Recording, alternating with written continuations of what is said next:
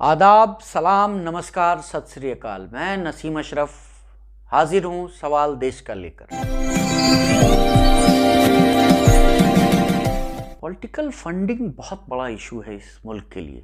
ये गरीब मुल्क है और यहाँ पॉलिटिकल फंडिंग की वजह से और कॉरपोरेट फंडिंग की वजह से कॉस्ट ऑफ इलेक्शन इतना हाई हो गया है कि आम आदमी सोच ही नहीं सकता है इलेक्शन लड़ने का। इतना ज़्यादा पैसे का बोलबाला हो गया है कि आम आदमी के बस की बात नहीं है कि इलेक्शन लड़ ले।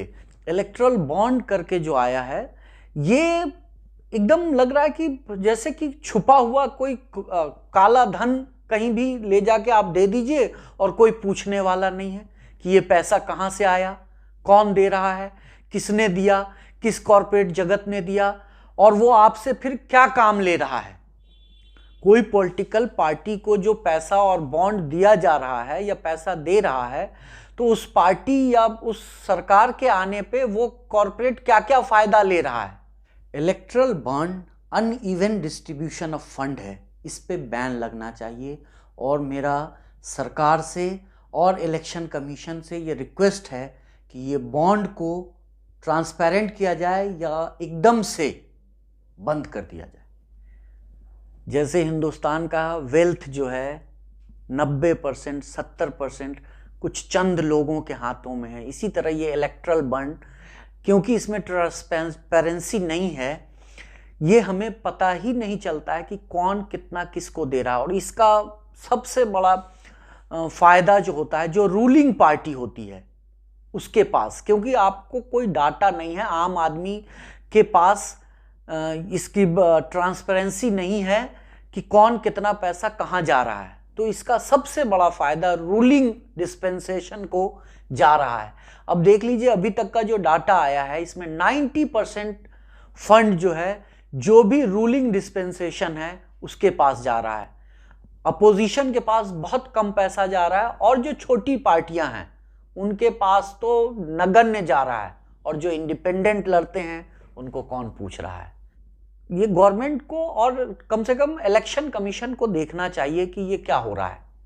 ये देख लीजिए, ये जो है ना अपर लिमिट जो दिया हुआ है इलेक्शन कमीशन ने, ये सिर्फ धोखा देने के लिए है। इसका 4 गुना 5 गुना ज़्यादा पैसा खर्च होता है एक कैंडिडेट के सिर्फ तौर पे। और जो हिंदुस्तान में आइन में है या इलेक्शन कमीशन ने जो दिया है कि जो पॉलिटिकल पार्टीज हैं वो जितना भी चाहें खर्च कर सकें, इसका जो होता है ना इक्वल डिस्ट्रीब्यूशन या सेम अपॉर्चुनिटीज।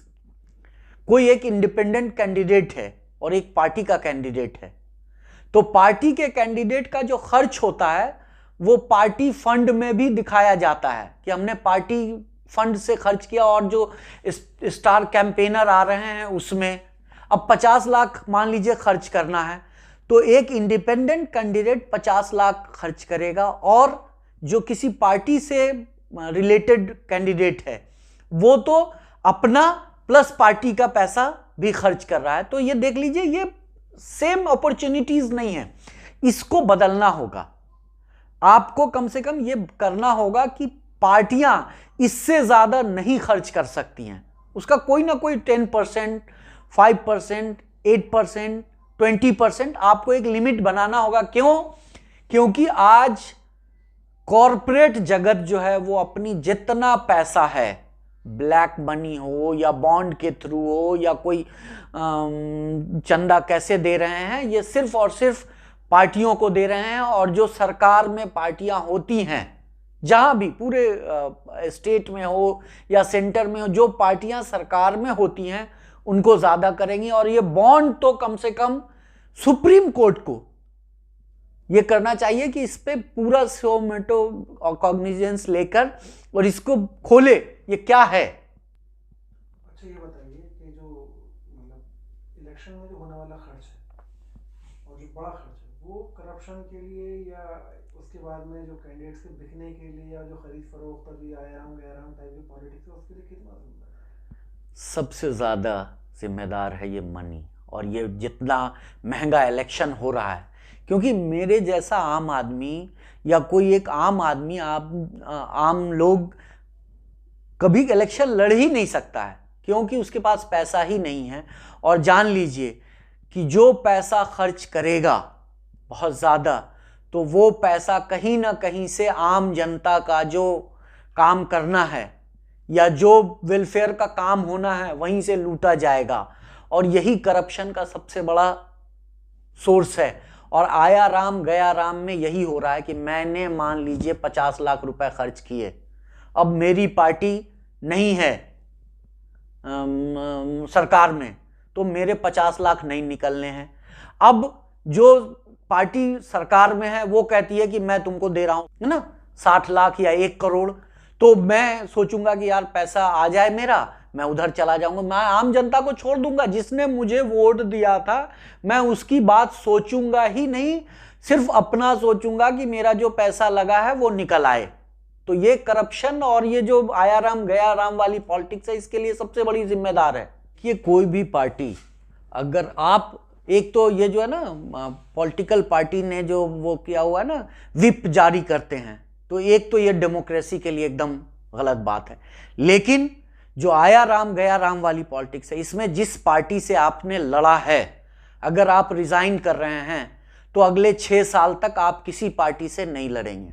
मेरा सजेशन है इलेक्शन कमीशन को कि कोई भी अगर बीच में आप अगर कांग्रेस से लड़े हैं तो या तो 5 साल पूरा करें, बीजेपी से लड़े हैं 5 साल पूरा करें, या रिजाइन कर रहे हैं तो फिर 6 साल आप किसी और पार्टी से नहीं लड़ेंगे, या बीच में आप डिफेक्शन कर रहे हैं तो 6 साल अब आप नहीं लड़ेंगे।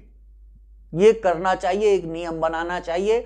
और ये जो है ना विप से ये हो रहा है कि विप से हम अपने दिल की बात, जो हमारे जनता की बात है वो नहीं, हम एक गुलाम हो गए हैं। जो भी कैंडिडेट है वो पार्टी का गुलाम हो गया है। एक बार बोल दिया गया 3 लाइंस विप, आपको अब यही बोलना है। आपकी जनता क्या चाह रही है, महंगाई पे क्या बात करनी है, नहीं करेंगे, क्योंकि आम जनता महंगाई, बेरोजगारी, है ना, भुखमरी, इस पे बात करना चाहती है। लेकिन वहां जो भी बात होगी आप कुछ बोल ही नहीं सकते, क्योंकि विप के खिलाफ आप कुछ नहीं बोल सकते। तो विप खत्म करना चाहिए। और ये जो है ना आया राम गया राम की पॉलिटिक्स के लिए ये तो जरूर करना चाहिए कि अगर आप डिफेक्शन करेंगे तो अगले 6 साल तक दूसरी पार्टी या किसी और पार्टी से इलेक्शन नहीं लड़ सकते। ये थी देश की बात। अगले हफ्ते फिर होगी मुलाकात। देखते रहिए MNB न्यूज़।